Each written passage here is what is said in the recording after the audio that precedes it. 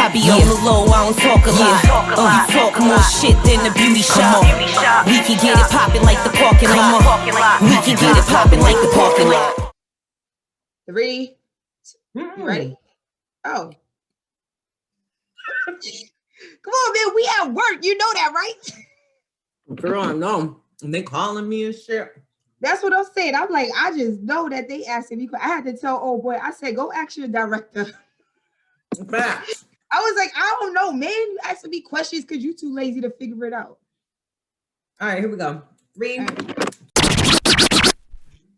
What's up, people? How you feel? How you feel? It's your girl, Miss Tina. It's your girl, Bonnie Stone, and you're now tuned into Question the Culture.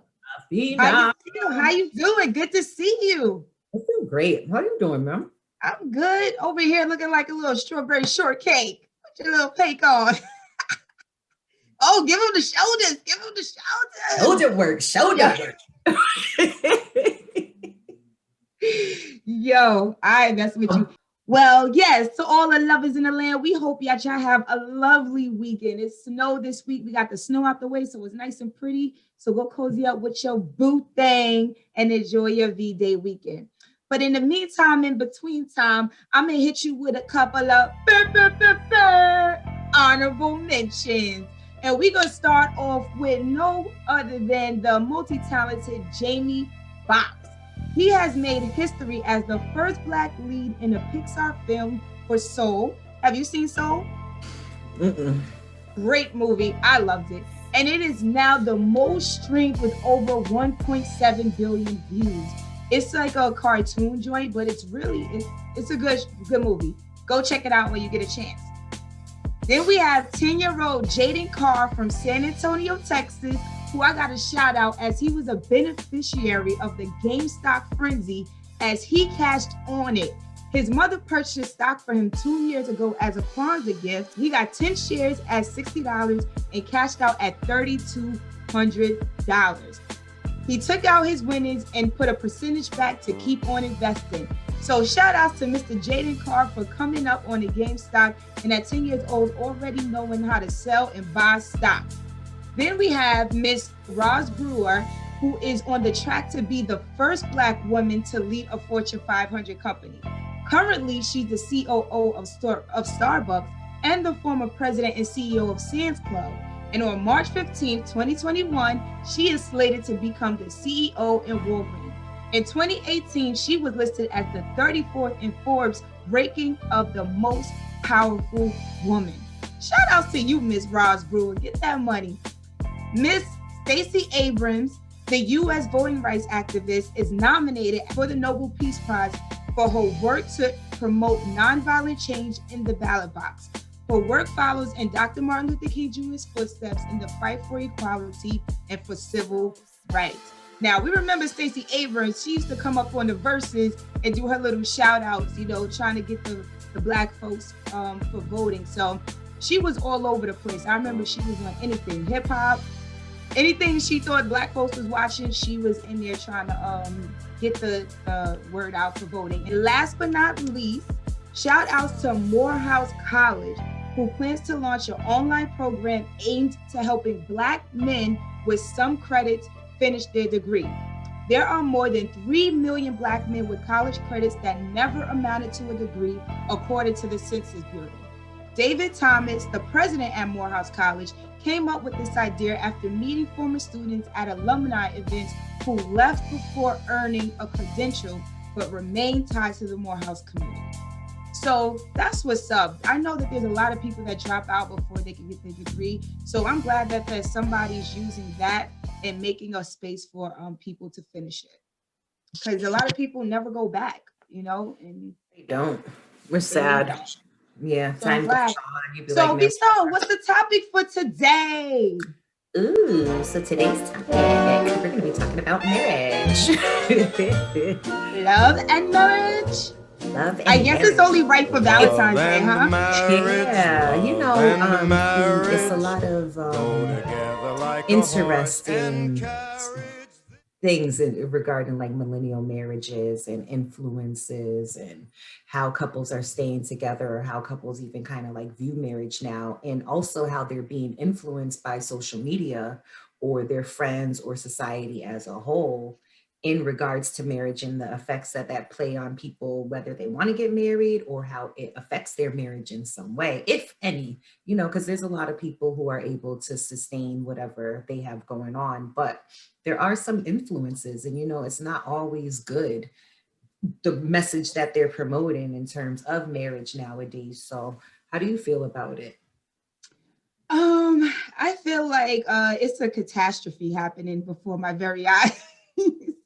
I feel like we are so flooded with certain messages of either pride, like too much pride and independence, that we don't work together as a cooperative community.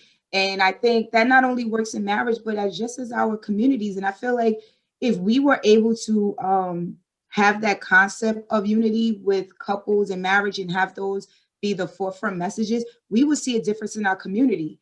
You know what I'm saying? We're arguing about unity, and in the climate we're in, it starts in the home. So I would love to see that shift in our community, where we are focusing more on two are better than one, and households that have the mother and the father, and not being influenced by part of a story that we're seeing with celebrities. And they are obviously toxic themselves. So we need to stop paying attention to what they're doing and focus on the real things, the people that's in your space, the people that have healthy relationships. Look at those people instead of looking at social media. Because Yeah, I hate it too. I think that everything is diluted. I don't think people are honest. I would like to see way more Remy and Papooses out there, a lot more, you know, like Safari and Erica Mena, and, you know, just that idea of more families and more marriages you're right. pre-kid. But I mean, but you know, as we, long as the union is there and people are promoting that, I think it's healthy. I just don't think there's enough promotion going on. why do you think that is? I think a lot of times if you don't see it, then you don't know it. I think a lot of people are influenced by the message that you don't need a person to hold it down. You know what I'm saying? And that's sad. But if that's what you believe, that's what you believe. I don't give a shit. But Mhm. um, you know, and I just think people are easily influenced. I think people really don't know what they want. So they kind of just go along and go, oh, okay, this is easy to do this. So no, I Right. don't need a man or whatever. You know what I'm saying? Um, but deep down inside, I think they do. So it was funny because I was watching Kevin Samuels. He's the one that we had the clip of where he had the girl rate herself. Yes. Oh, you still watch So him? oh, I love him. So it was funny because Tommy from Love and Hip Hop was on there. And she had called in. You remember Tommy? She was a dance Yeah. specialist. So she called in and she was going off. He's like, do you watch my show? And she really didn't. She had caught up on one. So she was like, no, I don't need no man. And da da da da da da da da. And then they were talking. And as she went through it, she was like, I have a confession. I do want to get married. And he was like, I know. You know what I'm saying? We're But not being honest with she's ourselves. been through so much fuck shit that her thing is, oh, these men are no good. Well, honey, you got to change your pool and stop and look at, But you it's know, also a like, defense mechanism too. Like if I don't have it, I don't want it. It's easier to say I don't want it than say I want it and not get it and and not be get hurt it. by that. So we women and men, I think we need to do away with the dishonesty we're having with ourselves because we're afraid to be vulnerable with our own feelings and And I being think so many people been so hurt, they're just jaded. And then when you go on and you're looking at these social medias and all you see is people being cheated on or dating this person and airing their dirty laundry, you know, you just be like, oh my God, I can't do this. That's You know why what I'm you need saying? to pay more attention to what's real. The social Yeah, media stuff, you only know part of the conversation, you know? facts. So don't take that in as, as law. Okay, yeah, you can be influenced by things, but don't take it as law. Right. All right. But So, we have a yes, guest today Abby, that's going to help us have this conversation. that's right. And so we're going to bring her in right now and see what she has to say about millennial marriages in our third opinion segment. Yeah. Hi, I'm in Miss Phenom. How are I'm good. How are you? So our you? our podcast is called Question the Culture, and what we do is we just talk about a variety of different topics that may interest people. So for this week, we wanted to talk about millennial marriages and kind of like challenges and struggles, or even positive things that have come out of it. Because this day and age, there's a lot of influence on social media and things like that that really seem to be swaying people's relationships. Mm-hmm. So, why don't you tell us a little bit about yourself, and then we can kind of dive into the topic. Okay. Well, I am Kim. You guys know that. I'm I guess, a content creator. I was an educator for many, many years. Um, Once I decided to leave education, I kind of went into housewife mode. But I've been a content creator for 10 years. I've been on social media for 10 years. I had a popular blog. I worked with brands. And then I kind of started expanding out into other topics like marriage and online entrepreneurship. I have a platform for that. I recently wrote a book. So basically, I'm just a creative. I do a number of things, mainly online. Okay, so we wanted since you are all over social media, then you are definitely, and you're a housewife, you're a perfect person for this conversation. So we all know that with social media comes a lot of people's lives being exposed. And Hmm. one of the things that we always hear about the old school is, you know, everything was kept within the house. And that's why marriages lasted a long time. And that's why, people work things out with each other because there weren't so many outside voices to have to deal with when you're deciding what's going on in your personal household. So now we have the millennials, like you said, everything is social media. Celebrities' lives are being watched, and everyone wants to emulate their life after that because they're only looking at the glitter, even though it's not Hmm. even that much glitter because these celebrities are getting divorced every other day. So what have you noticed, or what do you think about how millennials are so influenced by social media and that affecting relationships, especially marriages? Okay, well, let me say, I feel like there is a group of millennials that are trying to do it better. Like, they see that their parents were divorced. They see that their grandparents are getting divorced. So they are trying to, I guess, be more mindful of when they enter marriage and how they enter marriage.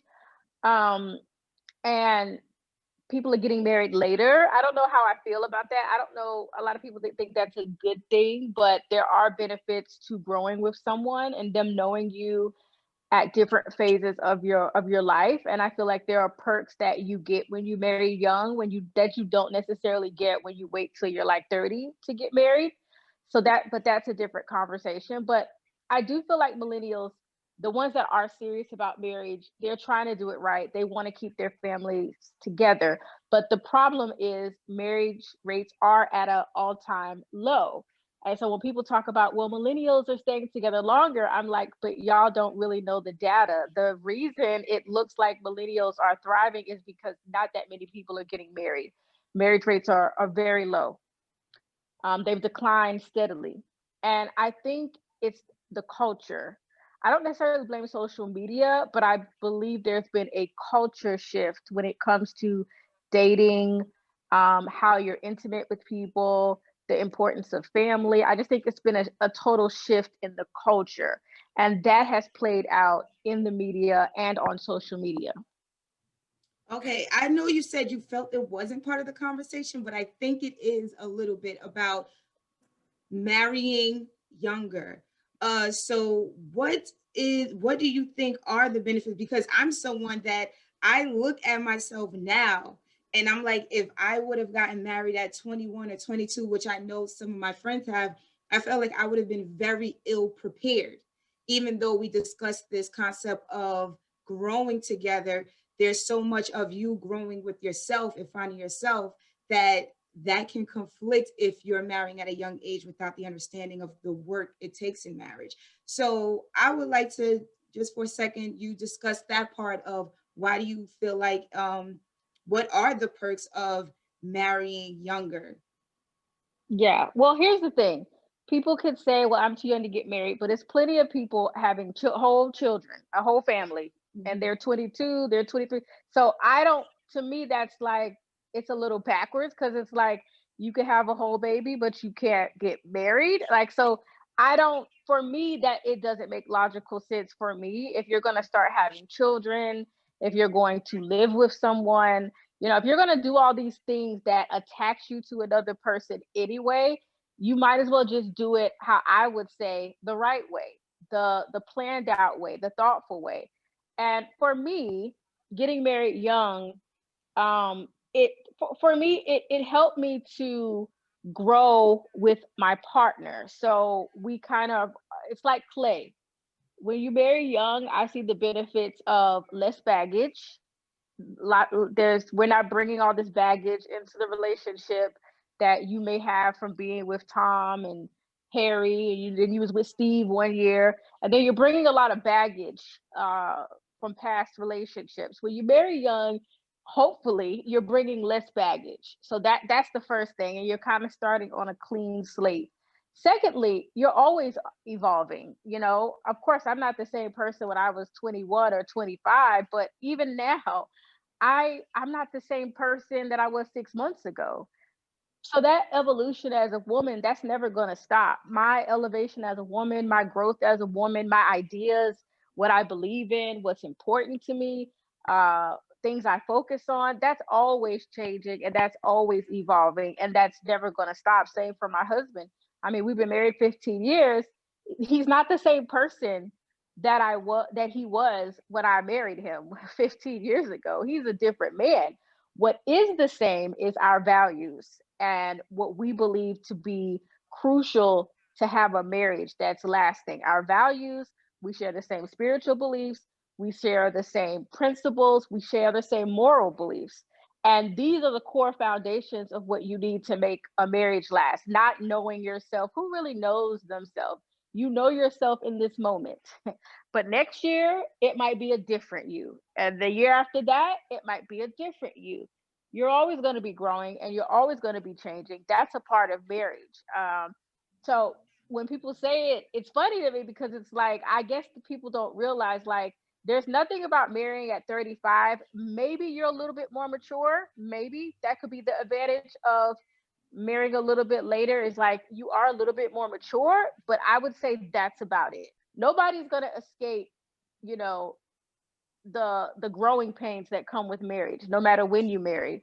So I think that's kind of my perspective.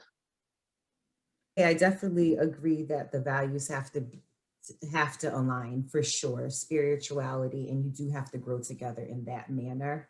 Um, but we see a lot of, I think, people, and I don't know if maturity plays a role in it either, but there are a lot of people who are getting with people or doing what they see instead of actually taking time to invest in that person that they're with. And I think a lot of people are chasing a look, you know what I mean, instead of actually chasing value. So with that being said, what do you and your husband do to make sure that you guys are not straying on that path of just becoming a statistic or a number, or kind of looking into what is happening on the outside world? Right. And I think this is very, very important. I think the problem is people make up their own rules about marriage. And sometimes it's like not rules that you made with each other. It may be rules that you pick up from watching a daytime television show. It may be rules that you picked up from reading a book, or maybe rules from conversations with your girlfriends. And people try to make up the rules of marriage as they go along. Now, my spirituality may be different from someone else's spirituality, and my belief systems may be different from other people's belief systems. But I believe the reason that religious people have stronger marriages is because we have a rule book that we live by. It's like, yeah, we may make mistakes in this area, but we know there's no going back from these type of mistakes. So we don't do these things. I think the problem is people just don't want to live by boundaries. It's a kind of like a free for all.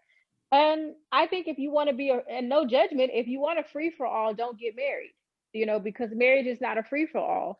Marriage must have boundaries, and it must have constraints. And when you do that, you see the perks from marriage. See, I see the perks from being married. I know what the perks of being married gives me. And I much prefer the perks of being married than I would single. I would rather have the perks that I get from being married than saying, "Oh, I'm gonna do it my own way. I don't want to live within any boundaries or any constraints." So people have to decide what they really want for their life. And if you're somebody that's not going to be able to live by a set of vows and guidelines and boundaries, then marriage really is not for you. So you mentioned the culture shift, and that's a big thing because you're talking a lot about religious beliefs and spirituality. And in this time, that takes a back seat when it comes to social media.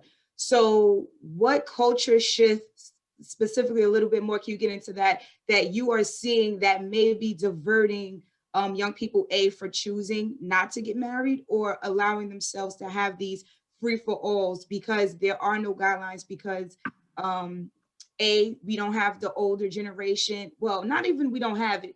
Young people don't always want to listen to the older generation, and that's a big problem. And then you also have the social media where the people they do choose to listen to are people that they barely know or are not the best examples because they're only seeing a part of the conversation. What cultural shifts are you seeing that may be adding to what we are experiencing with the decline in marriage rates? Right. Well, the culture shift, before we get even into social media and Hollywood and movies, I mean, the culture shift started in the homes. You have a lot of people who come from single parent homes. So, I mean, if your mom was a single mom, or your dad left you, your dad wasn't around, you're already you're starting like in fifth place because you haven't seen a healthy marriage. And that is how I learned to have a healthy marriage. I learned to have a healthy marriage from watching my grandparents and from watching my sister, from watching my mom. That's how I learned like what's healthy and what's unhealthy, what I didn't want from my marriage. Like, oh no, I don't, that's not going to happen. So the culture shift started in the home. We used to have nuclear families, mom, dad, that was like a normal thing, even for Black people.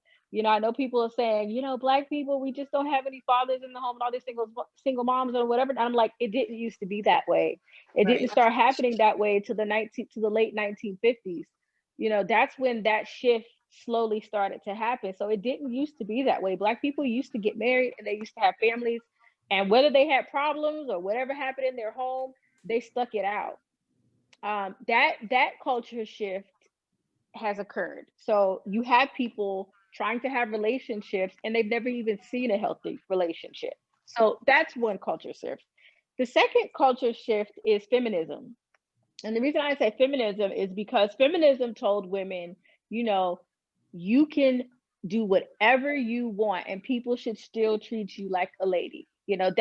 And that's not how this thing works. Yes, you can do whatever you want, but don't think people are still going to treat you like a lady. That it doesn't work like that. You have to choose a side.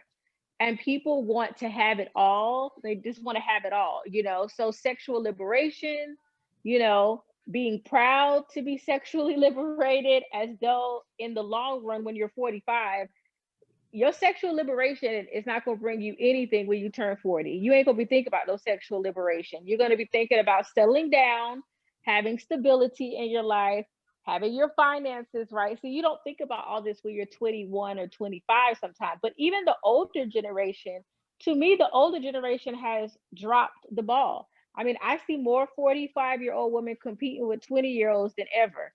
They're doing the most. They're doing more than the young girls are doing. So we have a lack of.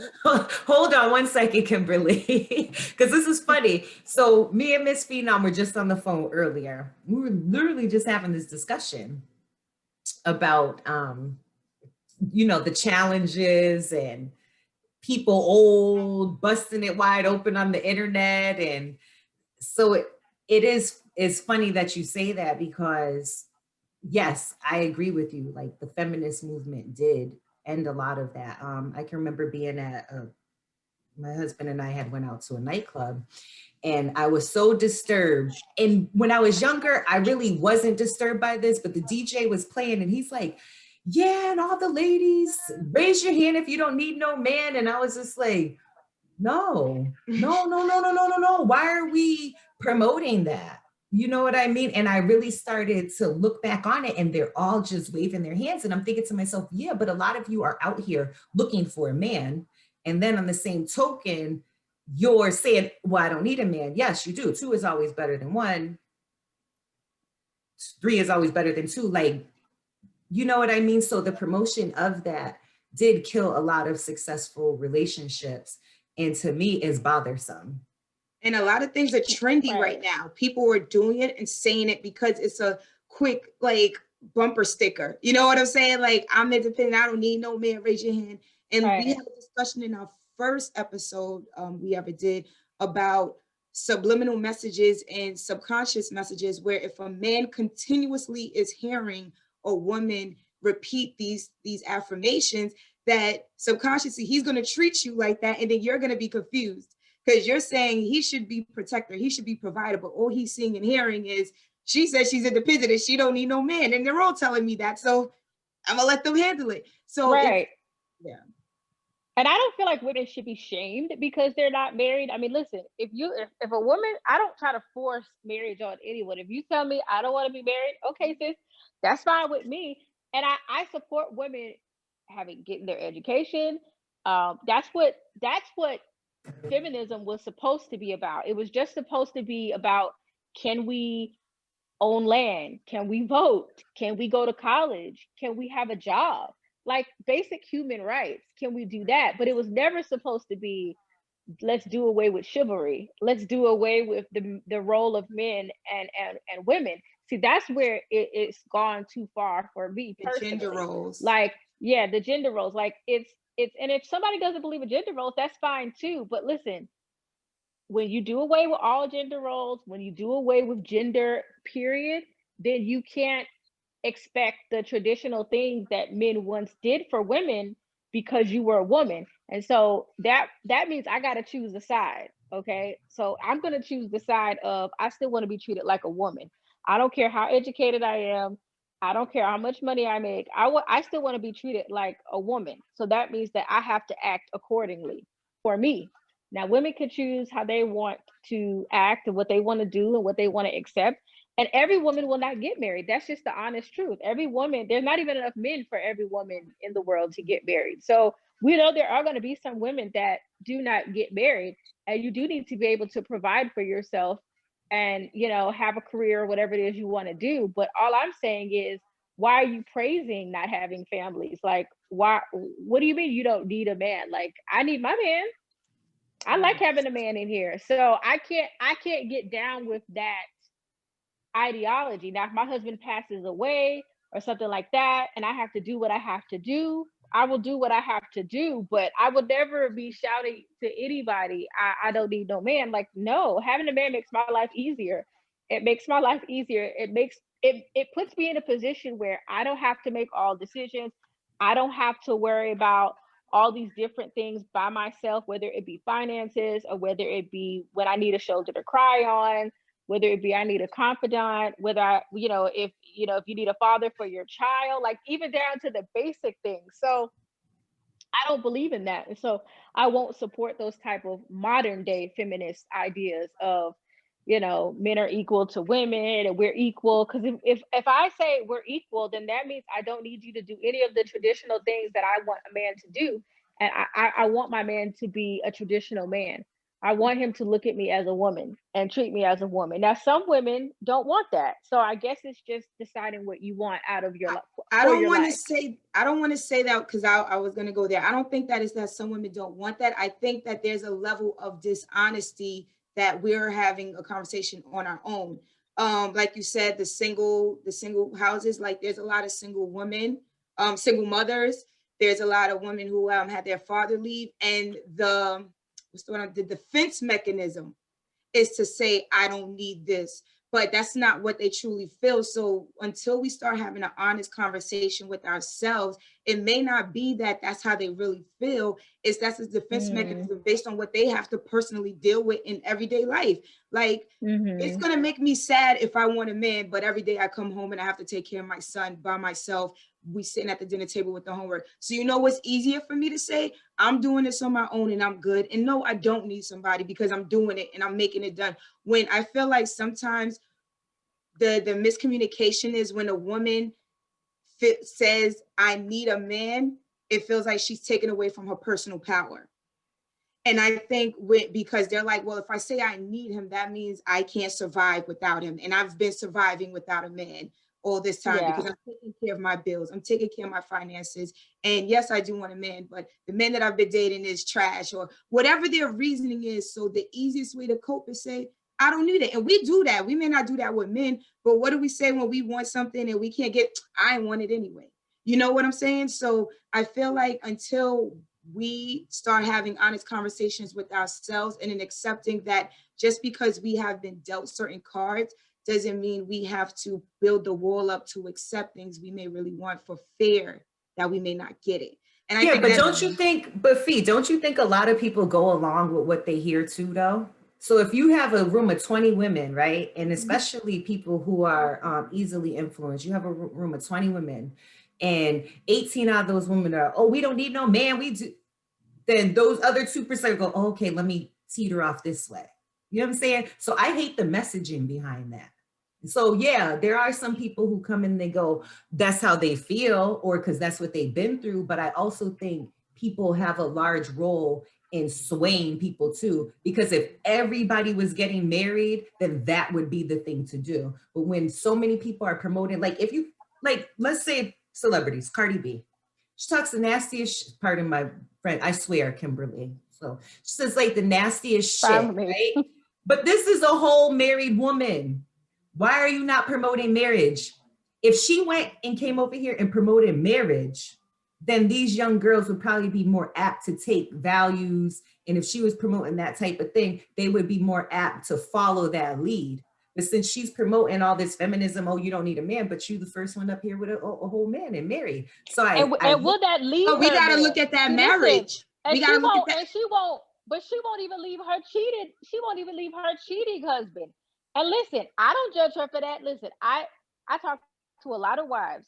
I never tell a wife to leave their husband.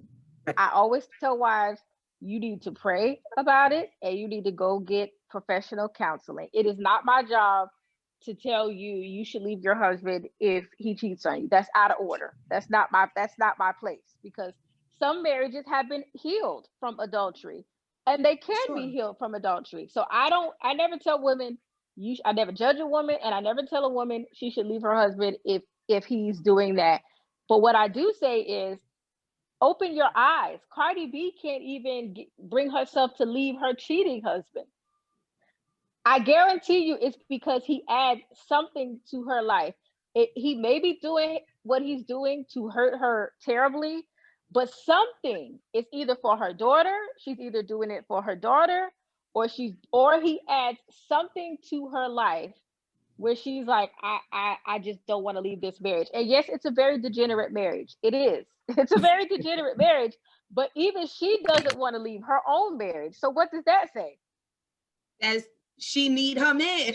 Exactly.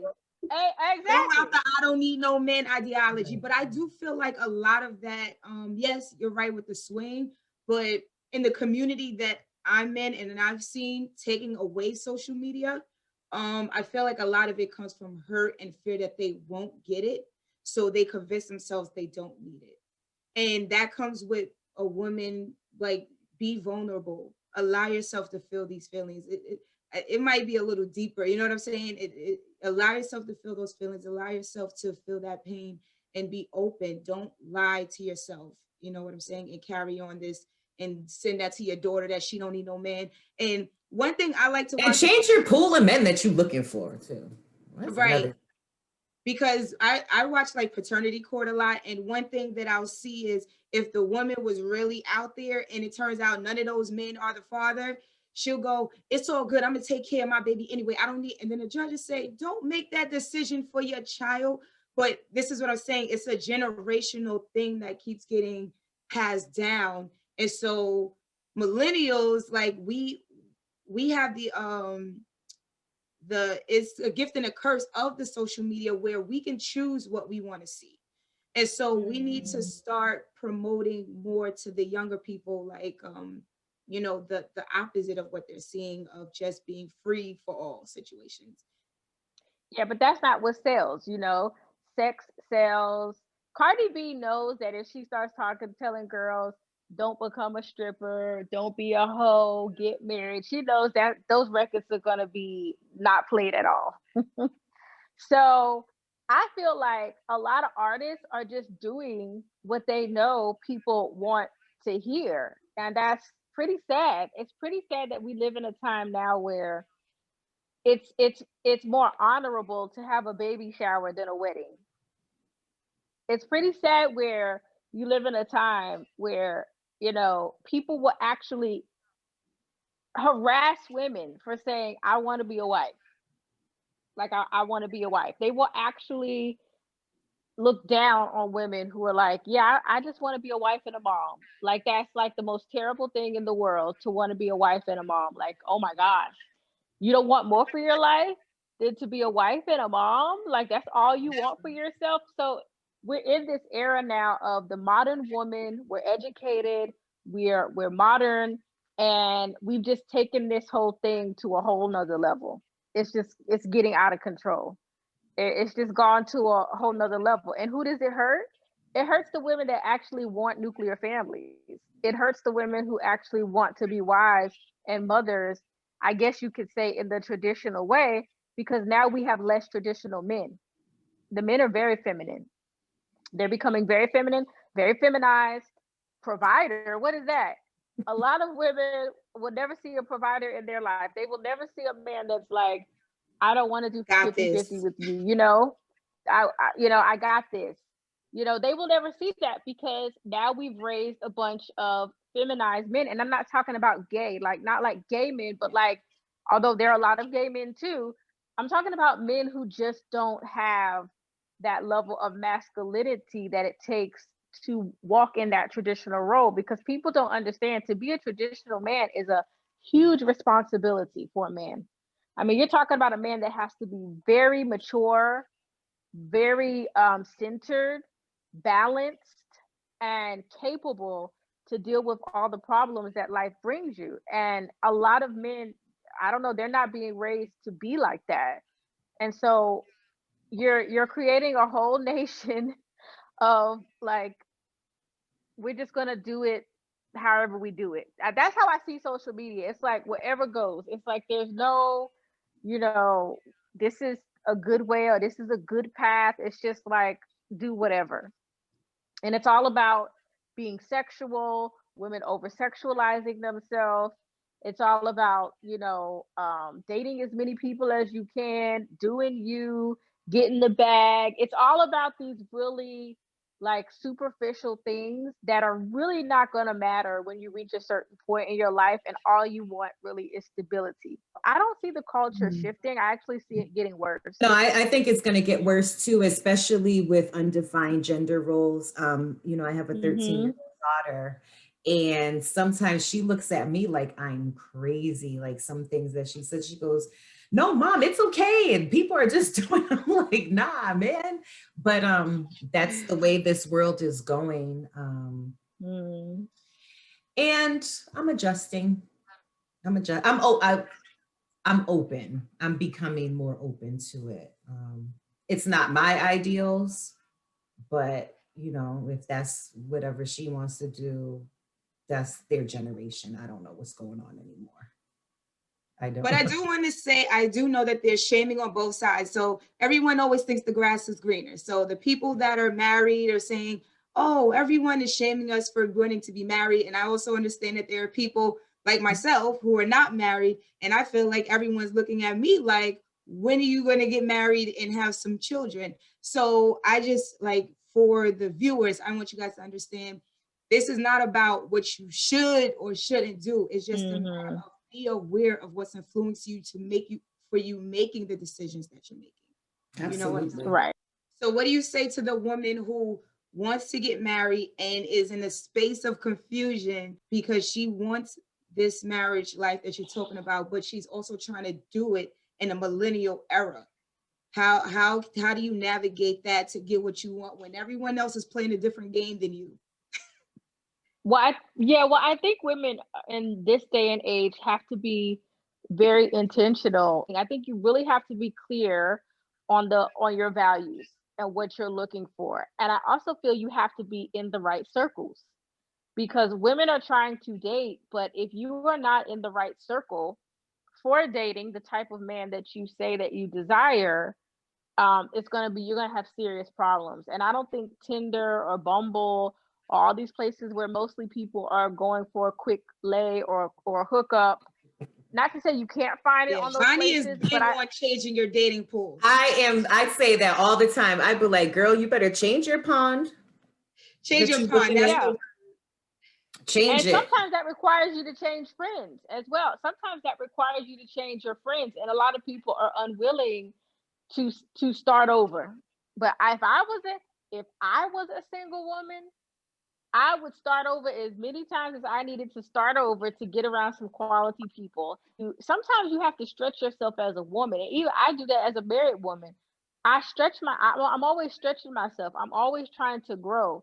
And I think people need to stretch themselves, especially when it comes to this tight dating pool, because there really is a small number of men that are going to be traditional. And it seems like a lot of women want a traditional man now. We're going back to that. That's why we have all these femininity channels, and you have a lot of level up channels, and all that is about where can we find the masculine traditional men. But here's the gag. There's not that many out there. Y'all have ruined traditional men. Y'all have ruined the concept of traditional men. She said y'all have ruined them. You ruined it. You ruined it with all this modern day feminism. You ruined it. You ruined those men that were, they were all about that family, that settling down, that, you ruined it. We just ruined it. We ruined it with the unladylike behavior. We ruined it with the sexual liberation. We ruined it with I don't need a man. We just ruined it. And so now it's an all-out war. And if people really open their eyes and really look at social media and what women are talking about, a lot of women want to go back to tradition. They want to go back to it because they see there's no traditional men. Where are the men? Where did all the men go?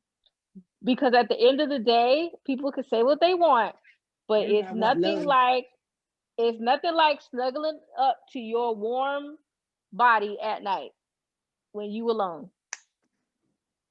Or the pillow. Yeah. Hey, can you tell people where to reach you on your platforms and let them know? Yeah, you can find me on wifeyforlifeygroup on Instagram, and my lifestyle page is Naturally Fashionable, and my YouTube channels are the same name, wifeyforlifeygroup and Naturally Fashionable. Thanks for having me, ladies. Yes, I had a great time having this conversation, chopping it up with you. And how is it in Kuwait? Yeah. That's an interesting place to live. It's an interesting place. Are you in the army? Interesting place to live. No, I'm not in the army. My husband just works here. Yeah, he has a job here. So, but we're not in the army.